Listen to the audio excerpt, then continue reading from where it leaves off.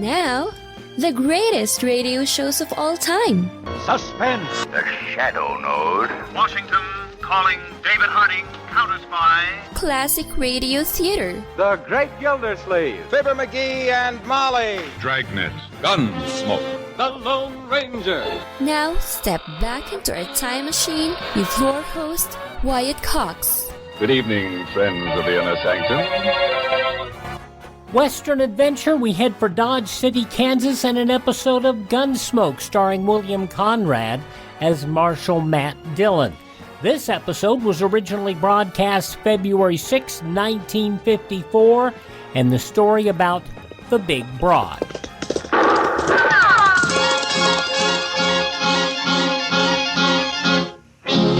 Around Dodge City and in the territory on West, there's just one way to handle the killers and the spoilers, and that's with a U.S. Marshal and the smell of gun smoke.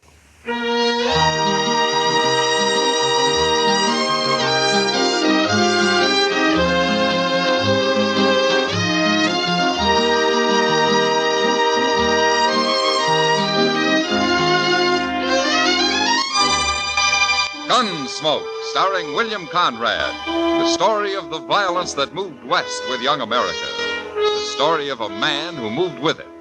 Matt Dillon, United States Marshal.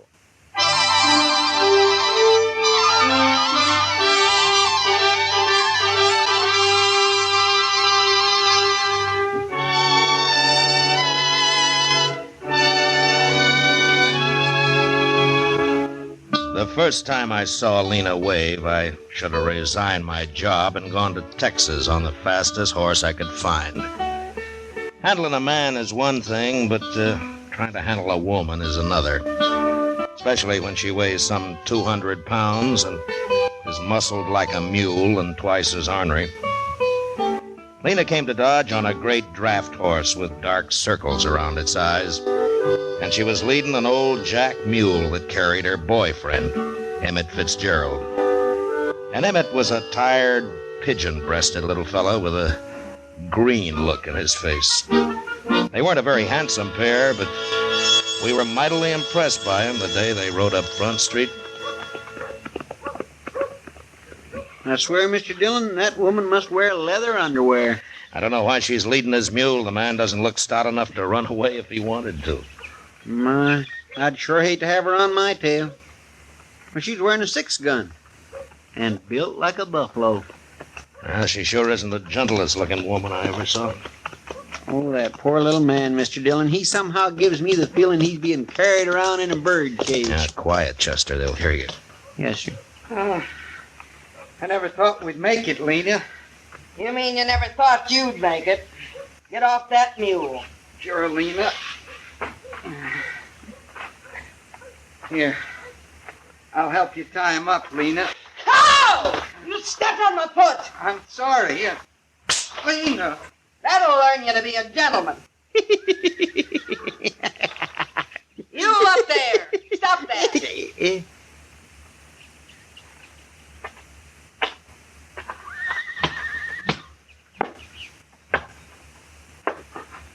Who you laughing at?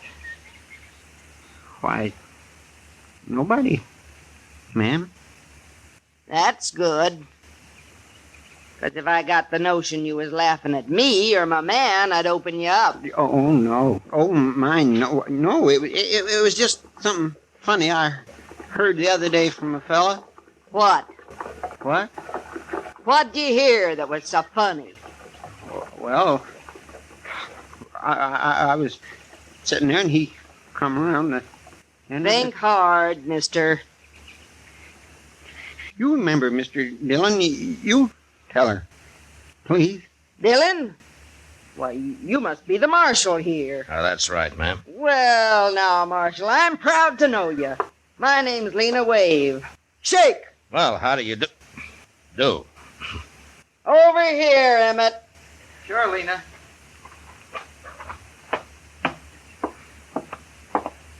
Marshal, it's yours, Emmett Fitzgerald. Emmett? Glad to know you, Marshal. Emmett's a gambling man. Oh, is that so? I want you to know he's honest, Marshal. Ain't you, Emmett? Sure, Lena. Say it. I'm honest. I only caught him cheating once, Marshal. Ain't that right, Emmett? I was in bed 2 weeks. She liked to kill me. Well, I'm glad to know that. About your being honest, I mean. Emmett'll be running a game tonight. Right over there's as good a place as any. The Texas Trail. Sure. Glad to have you sit in, Marshal. And you can come, too, if you watch your manners. Yes, ma'am. Thank you. Emmett, I'd better feed you so you can get enough strength back to kneel them cards. Come on. Sure, Lena.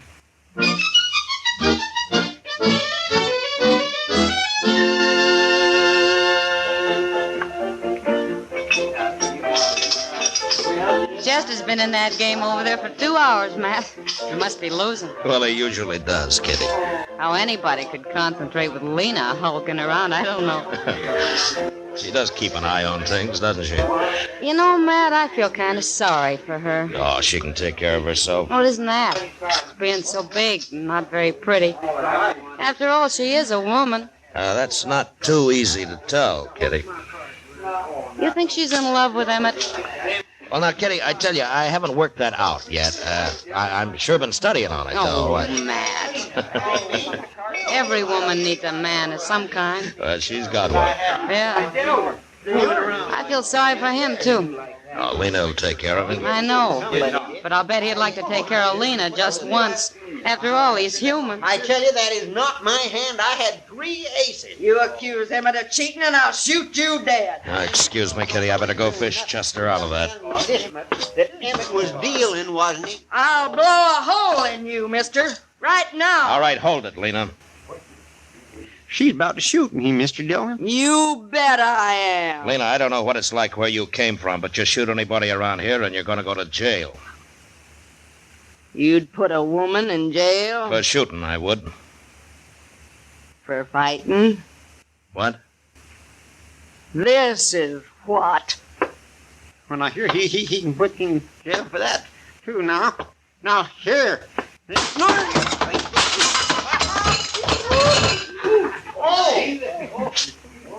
The game's closed, gentlemen, for half an hour. I need some beer, Emmett. Come on. Sure, Lena.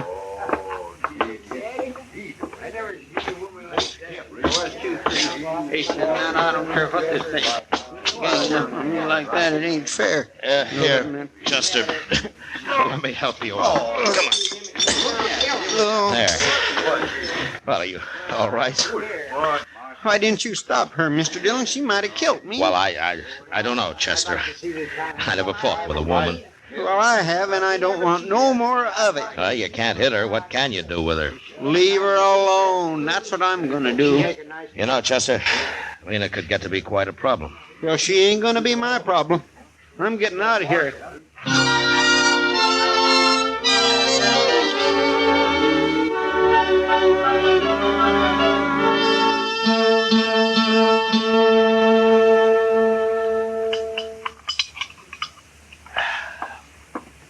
Good morning, Matt. Oh, hello, Doc.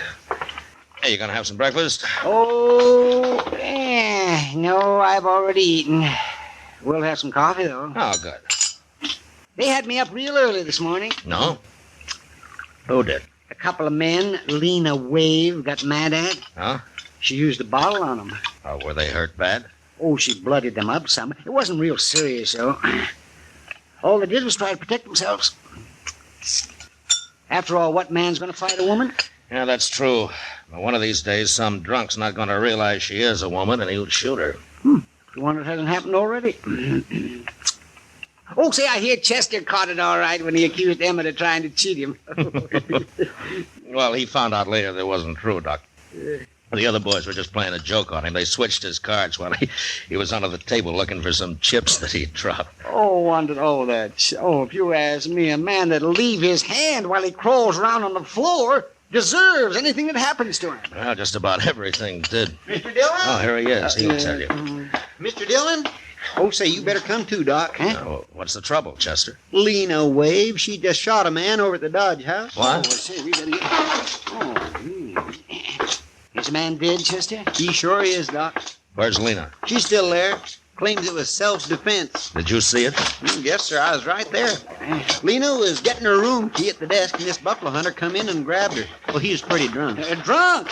At this hour of the morning he was drunk? Well, I guess he'd been up all night, Doc. Anyhow, he tried to kiss her. He must have been drunk. He got her gun hand behind her back, and then he pushed her up against the desk. Oh, she was swearing at him something terrible. Well, how did she shoot him, Chester? Well, sir, she just ooched around and squirmed herself along the desk till she'd rubbed her 6-gun around on the other side.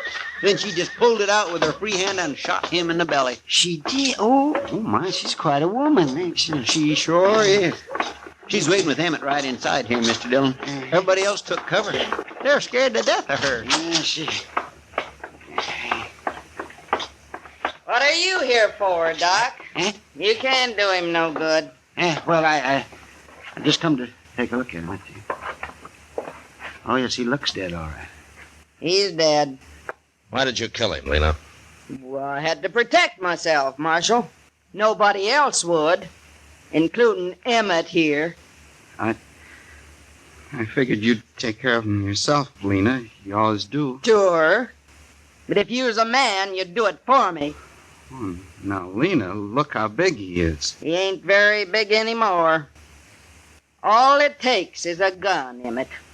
Sure, Lena. There are too many people carrying guns around here already. I'm going to take yours, Lena. What for? I killed him in self-defense. He wasn't even armed, except for that Bowie knife. You're forgetting something, Marshal. What? I'm a woman. So? So? You mean to tell me a woman ain't got the right to protect her virtue in this town? What do you men come to, anyway? Well, yes, she's got a point there. Ain't no judge in the world that wouldn't call it self-defense. No, you're right, Lena. I keep forgetting. You know I'm right. Emmett, we ain't had breakfast yet, and I'm hungry. Come on. Sure, Lena.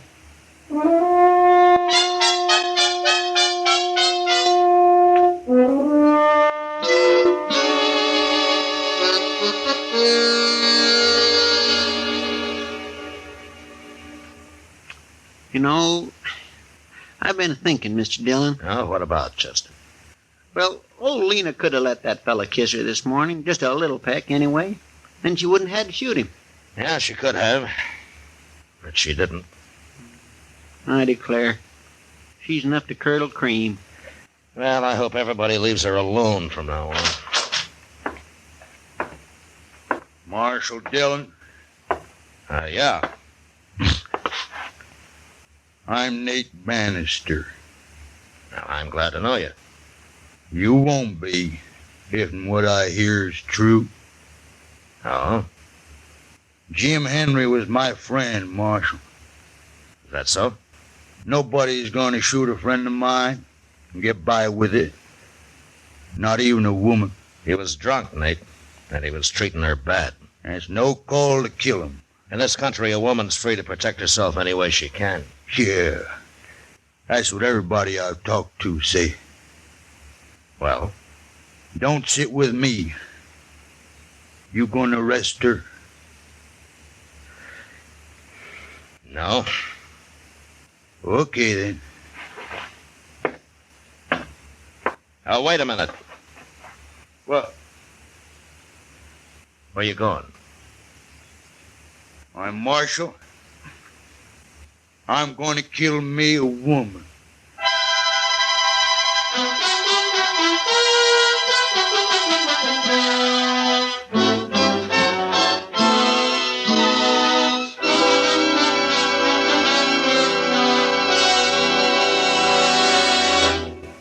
We will return for the second act of Gunsmoke in just a moment. But first... February 6, 1954, Gunsmoke on Classic Radio Theater with Wyatt Cox. Our U.S. Constitution is amazing. It's full of what's called negative rights, designed to protect us from the corrupt powers of a dictatorship. Like our right to worship our own God, not some official state religion. Our right to prevent the government from seizing our property without paying fair market value for it. Or our right to be tried by a jury of our peers, people like us, not by some star tribunal. And that's why America has become the richest, most just society in the world. Other countries force so-called positive rights onto their citizens. These enable one group to take from another group their free speech, money, and choice by using government force. Socialists love wielding this power over people. Sometimes we take our freedoms for granted, but we can lose our Bill of Rights and our Constitution and become like Venezuela or North Korea, failed, brutal socialist regimes. We need your help to spread the good news about our amazing U.S. Constitution. Help us take back America. Go to ouramericanrights.com. Brought to you by the American Media Council. Now on Classic Radio Theater with Wyatt Cox, more of Gunsmoke, February 6, 1954.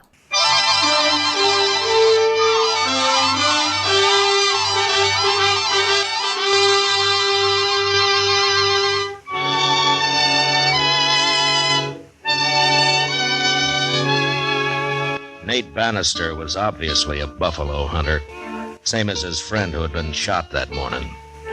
He was a huge man with a heavy black beard and eyebrows so thick it was hard to tell if he was looking at you or not. I watched him as he stood in the doorway, having just said that he was going to kill Lena Wave. And I realized that a man that primitive was capable of doing anything, even shooting a woman. And I wasn't sure how to stop it, unless I shot him first.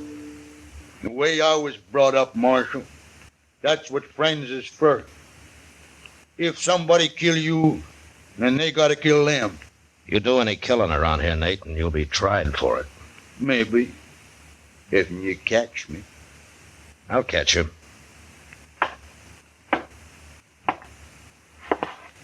Why you gotta protect women, Marshal? Just 'cause they're so weak and puny? Is that Nate Bannister? Huh? You heard me. Why, yes, ma'am. I'm Nate Bannister. Well, they didn't tell me you was so big. Who didn't tell you? How'd you know my name? You've been spreading it around that if the marshal don't arrest me, you'll shoot me. That true?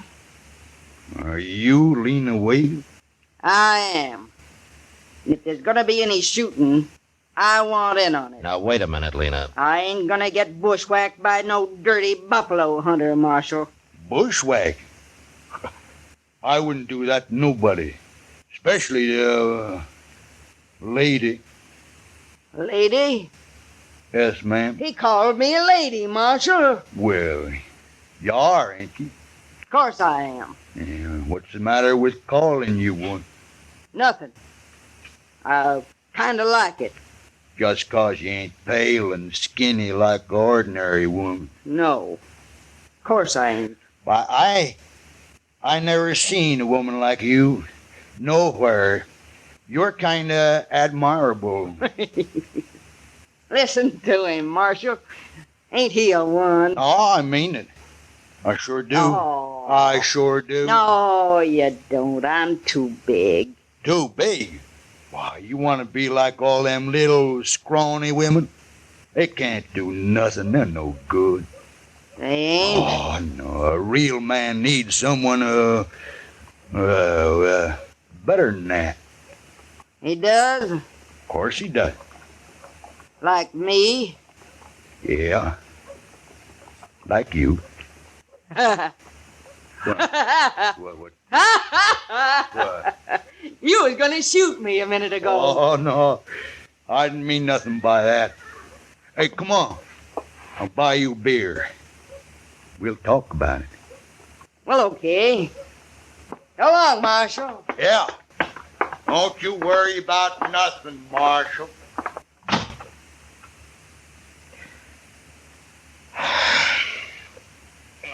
Chester!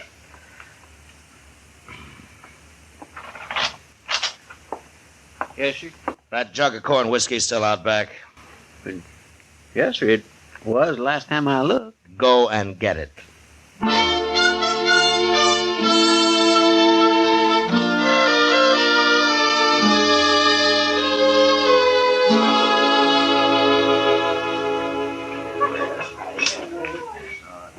Those two make quite a couple, Matt. Look at them. They've been sitting there most all day. Yeah, pretty shaggy pair of lovebirds, if you ask me.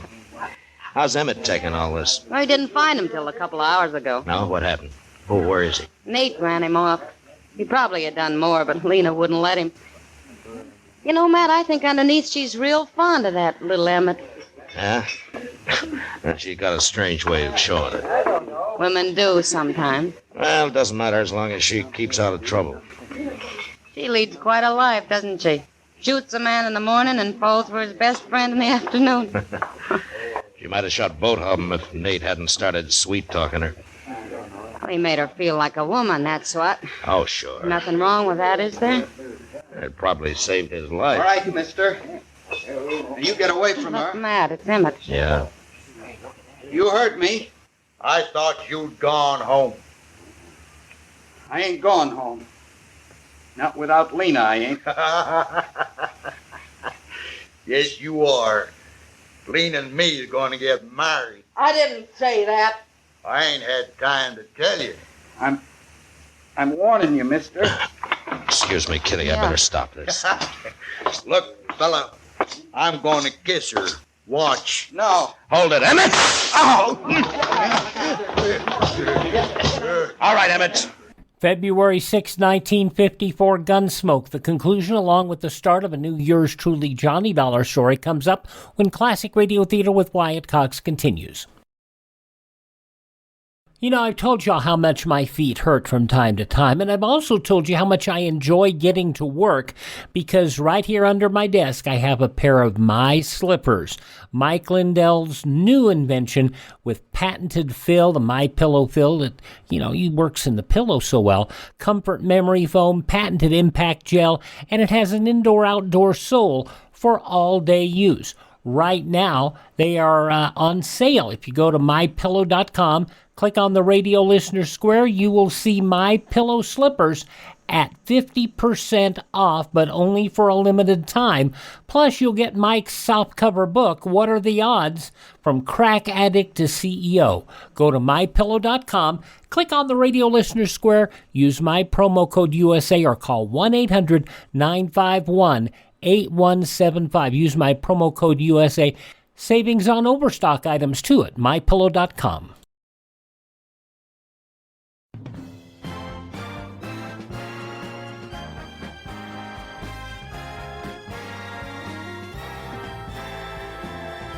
Now on Classic Radio Theater with Wyatt Cox, the conclusion of Gunsmoke, Big Broad, as it was broadcast February 6th, 1954. Hold it, Emmett! Oh! All right, Emmett. Give me that derringer. Sure, Marshal. Chester, Yes, sir, here I am, Mr. Dillon. get Nate's gun before he comes to. All right, sir, I'll get it. All right, then take him over to Doc's, huh? He doesn't look too bad hurt. No, sir, he ain't. I'll take care of him. Em, Come on, Leslie, you and both. you shot him. I know. You shot him. Over me. Well, he was stealing you, Lena. And you went and shot him. I was kind of ashamed this morning when that other fella tried to kiss you. You're a man after all, Emmett. I couldn't stand losing you, Lena. Oh, I didn't care nothing about him. You didn't? No. I was just tired of not being treated like a woman. He called me a lady and kind of lost my head. That's all. Well, Emmett kind of lost his head, too, Lena. All right, Emmett, come on. You're going to jail. No, Marshal, please. Come on, get going, Emmett. All right. My husband goes to jail, so do I. What? Your husband? Of course. We've been married 10 years, Marshal. I always knew it wasn't a mistake. Well, he's still going to jail. Please, Marshal, don't take him. Of course I'll take him. He just shot a man, didn't he? He was only protecting his lawful wedded wife. You gotta let me go with him. Well, I can't leave him now. I've been waiting 10 years for him to treat me like a woman. Oh, please, Marshal. Look, Lena, there's been nothing but trouble since you hit Dodge. Please, Marshal. When Nate gets patched up, he'll be gunning for Emmett here. Emmett'll kill him next time. All right, Lena. Look, I'll tell you what I'll do. Get out of Dodge, both of you. Right now. You mean it? If you hurry. Oh, thank you, Marshal. Let's go, Emmett. Wait a minute. Huh? Take my arm. All right. Now, Lena. Come on. Sure, Emmett. Sure.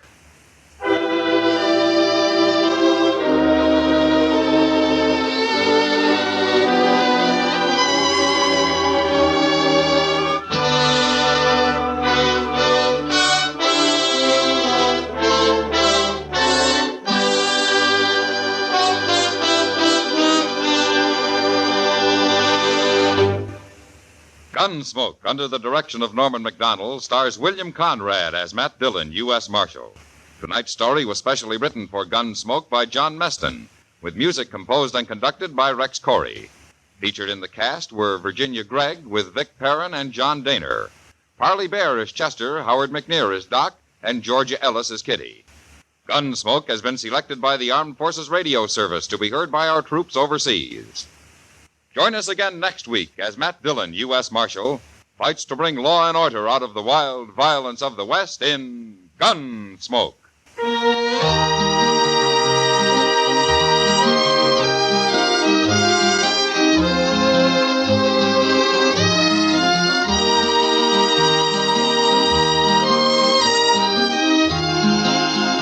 You gotta love it. February 6, 1954, Gunsmoke on Classic Radio Theater with Wyatt Cox. Are you suffering with arthritis or osteoporosis? Do you have diabetes? Did you know that these are just two of the hundreds of diseases that have seen improvement with Dr. Wallach's incredible longevity products? You can't get them at a health food store. The only way to get them is to call us at 800-214-0065. That's 800-214-0065. Do you have heart disease, fibromyalgia, or high blood pressure? Do you have a terrible time losing weight? Dr. Wallach can help. He was a veterinarian and cured diseases in animals. He felt that he could do the same for humans, so he became a physician. Over 50 years of research and helping people like you goes into every bottle of Dr. Wallach's amazing discoveries. Do you want to feel better? Learn how to treat the cause of your problem rather than covering up the symptoms with drugs. Call 800-214-0065. That's 800-214-0065. Are you suffering with arthritis or osteoporosis? Do you have diabetes? Did you know that these are just two of the hundreds of diseases that have seen improvement with Dr. Wallach's incredible longevity products? You can't get them at a health food store. The only way to get them is to call us at 800-214-0065. That's 800-214-0065. Do you have heart disease, fibromyalgia, or high blood pressure? Do you have a terrible time losing weight? Dr. Wallach can help. He was a veterinarian and cured diseases in animals. He felt that he could do the same for humans, so he became a physician. Over 50 years of research and helping people like you goes into every bottle of Dr. Wallach's amazing discoveries. Do you want to feel better? Learn how to treat the cause of your problem rather than covering up the symptoms with drugs. Call 800-214-0065. That's 800-214-0065. Now on Classic Radio Theater, we have part one of a brand new Yours Truly Johnny Dollar story. It's the McClain Matter. This was originally broadcast February 6th, 1956. From Hollywood, it's time now for Johnny Dollar. This is Don Taylor down at Tri-State, Johnny. Hello, Don. Happy New Year. Belated, of course. Same to you, Johnny. Listen, would you like to come over to my office and meet a pretty girl? Sure. Is she interesting? Very. As a matter of fact, she just told me the most interesting thing I've ever heard. Oh, what's that? She just told me that she was dead.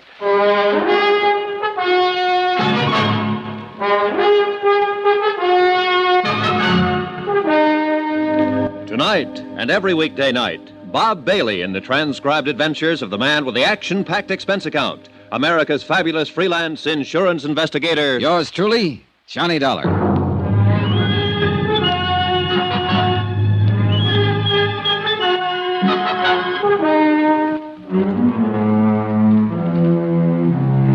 Expense account submitted by Special Investigator Johnny Dollar to Tri-State Insurance Underwriters, International Building, Hartford, Connecticut. The following is an accounting of expenditures during my investigation of the McClain Matter. Expense account item $1, cab fare to the International Building in Don Taylor's office. He was sitting behind his desk when I walked in, talking to a tall, dark-haired girl in her late 20s who was standing casually looking out the window at the street below. She was pretty, she was quiet, and she was well-dressed. Hello, Johnny. Thanks for coming right over. I'd like to have you meet Mrs. McClain. How do you do? Hello. Sit down, Johnny. Make yourself comfortable. Take my desk. Well, where are you going? I'm going to let Mrs. McClain talk to you alone. She has a most unusual story. Yeah, something about being dead. Isn't that what you said? Yes, something about being dead.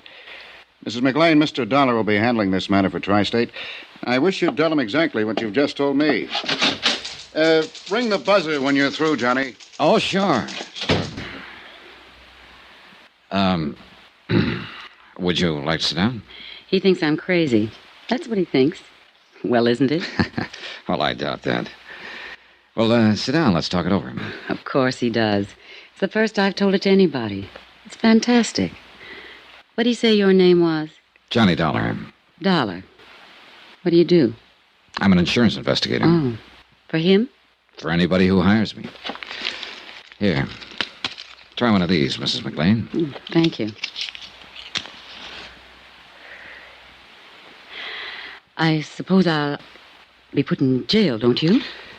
Look, Mrs. McClain, why don't you try to tell me some of the facts about, about whatever it is. The facts are, I'm legally dead, Mr. Dollar. And my husband collected on my insurance policy. Mm-hmm. When did all this happen? 2 years ago in Los Angeles. How much money did your husband collect on your insurance policy? $10,000. Where is your husband? In Los Angeles. I suppose you tell me how it worked, Mrs. McClain. My husband's a doctor, Mr. Dollar. His name's Dave McClain. One night he had a patient come in, a girl. Oh, she was in pretty bad shape. She'd been drinking somewhere, and she just came in off the street. Saw his shingle outside the office.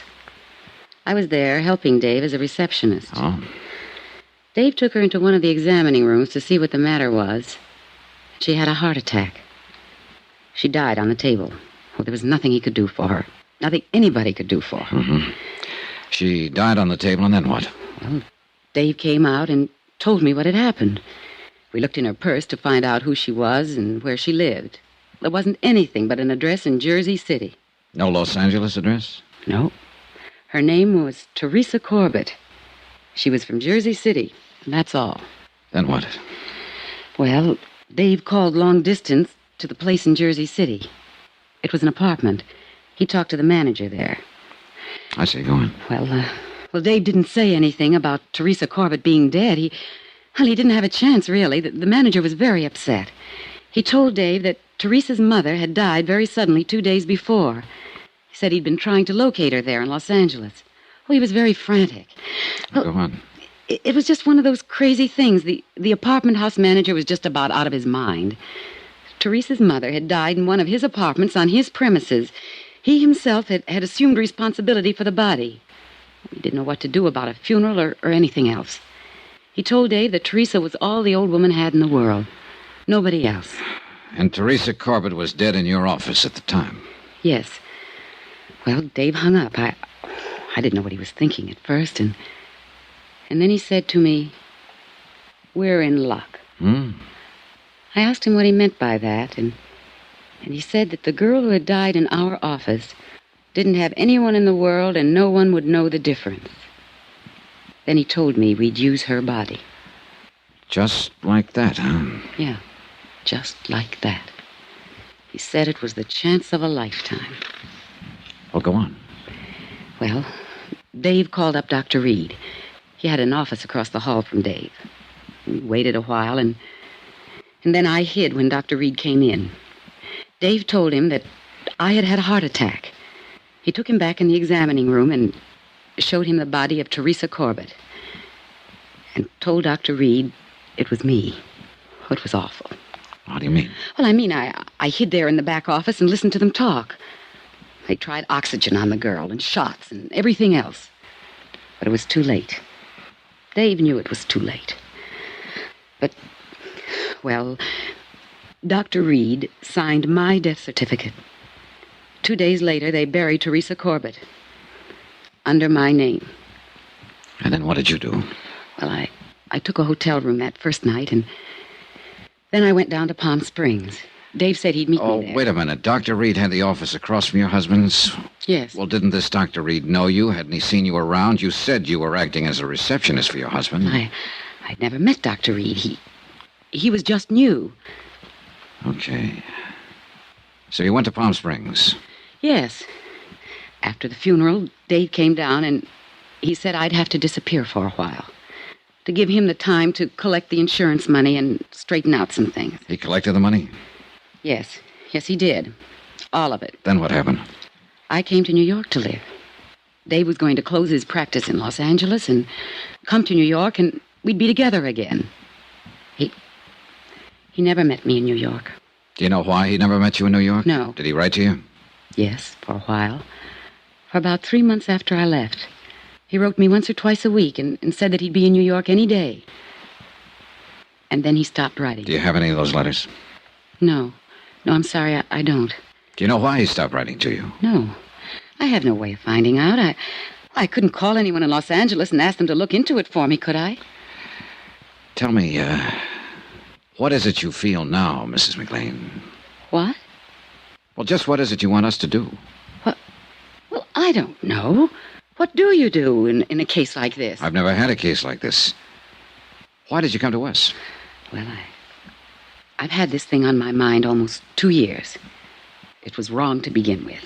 It's wrong now. I suppose it's because this insurance company was wronged mostly. My husband and I cheated them out of $10,000. At least my husband did. What about this Dr. Reed? Well, he didn't have anything to do with it. I mean, he just signed the death certificate, but he didn't know the difference. You sure about that? Quite sure about that. I don't want to get anyone into trouble. I mean anyone. Including Dr. Reed. Yes. Well, I know how fantastic all of this must sound, but it's the truth. Do you think I'm crazy? You don't look crazy to me. What's the saying? What saying? Oh, something about how you can leave home, but eventually you have to come back to count the spoons. I guess that's what I'm doing now, telling you all this. Mm-hmm. Well, it's good to tell it to someone after all this time. Did you get any of the insurance money, Mrs. McClain? Not a dime. Were you supposed to? Oh, I suppose so, yes. If Dave had met me. Would you say the whole thing was his idea? Yes. Yes, I would. I didn't know what he had in mind that night after he hung up the phone. You've been living in New York for the last couple of years since it happened, is that right? Yes. 2257th Street. Apartment 23. What have you been doing? How do you live? I've been working. I took a job in a medical lab. Under your own name? No. I used the name of Patricia Kennedy. Is there any way you can prove you're actually Doris McClain? I could in Los Angeles. How? Well, people there know me. Friends I've had all my life. Were you ever fingerprinted there? No, I don't think so. During the war, did you work in a defense plant, maybe? No. How about a California driver's license? I don't drive, no. Would you be willing to furnish me with a list of names of people who might be able to identify you? People in Los Angeles? Yeah, sure, anywhere. Well, yes, I would, if it's necessary. It's necessary. Don't you believe me? All of this has to be checked, Mrs. McClain. Now, what was the reason for trying to cheat the insurance company? Oh, Dave was badly in debt. He needed so many things that... Well, it seemed a good way to get them without too much trouble. You mean burying a girl named Teresa Corbett under your name? Yes. A girl without any family anywhere, with a mother who died 2 days before. Yes. Very few people in this world are without somebody, somewhere, Mrs. McClain. Teresa Corbett didn't have anybody, Mr. Dollar. I know that. Do you know any more about her than what the apartment house manager said on the telephone to your husband? No. Do you remember the name of the apartment house manager in Jersey City? No. The address? No. Is there anything else you'd like to tell me about all this? Well, I can't think of anything. No. Before I ask Mr. Taylor to come back in here, I want to ask you again, why did you come to the insurance company? What? Why did you come here to Hartford to the insurance company? You asked me that once, and I told you. The insurance company were the people that were wrong. Now, look, obviously you've been living and working in New York and getting along. No one knows anything about this. There was no need for anyone to know anything about it. No need for us to know about it. Now, you'll pardon me, but you don't seem like the type of person who wakes up one morning with a big pain in the conscience. Not at all. Now, you sat here and told me about your husband, how your husband thought of the idea, how your husband hung up the phone, how your husband called in a Dr. Reed to sign a death certificate, how your husband handled every detail, all of it. Not you, Mrs. McClain, your husband. He's the one you want us to get, isn't he? Yes. He didn't have to meet me in New York once he got his hands on that money. He didn't have to do anything about me. I was dead on paper, and I couldn't go back. I buy a Los Angeles newspaper now and then, and I saw a notice yesterday that he's going to get married again. I see. But I'm still his wife. He tricked me. You helped him to do it. Who's he going to marry there? I didn't recognize her name. How old are you? I'll be 30 next June. I'm going to ask you something else, Mrs. McClain. Have you ever been in trouble before? No. Well, you're in trouble now if all this is true. Well, it is true. Now, Would you be willing to told sign a statement in front of witnesses containing all the information you've given me here today? Yes. Yes, I would. Okay. Yeah, Johnny? You can phone your legal department, Don. Mrs. McClain is willing to make a statement regarding this whole matter. All right. Mrs. McClain, you can make your statement in front of Mr. Taylor and whatever witnesses he wants to use. I'll see you in about an hour or so, Don. Good. You're all through with me? No, there's one more thing, Mrs. McClain. You realize that if what you've told me is true, both you and your husband will be criminally charged? Well, yes. Yes, I realize that. Oh, Johnny, for heaven's sake, you're trying to scare him. I just wanted that part understood. I'll see you. Johnny, wait a minute. Don't worry. I'll be around. Plenty.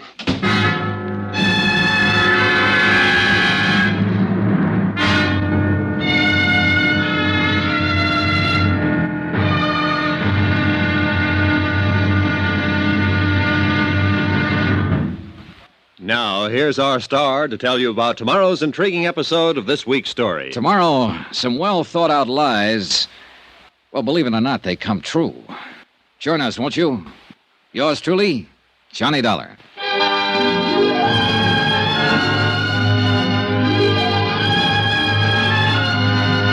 Yours truly, Johnny Dollar, starring Bob Bailey, is transcribed in Hollywood. Written by John Dawson, it is produced and directed by Jack Johnstone.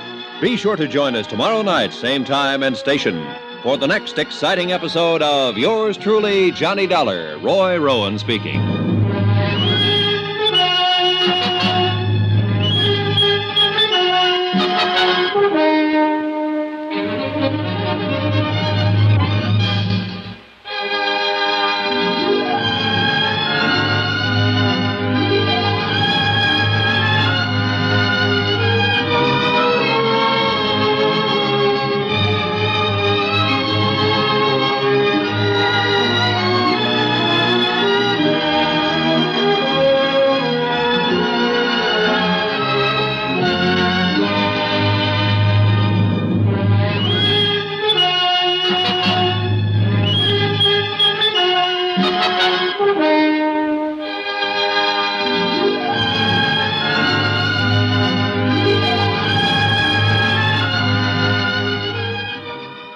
From February 6, 1956, yours truly, Johnny Dollar, here on Classic Radio Theater with Wyatt Cox. Would you do me a favor and thank this radio station and support their advertisers?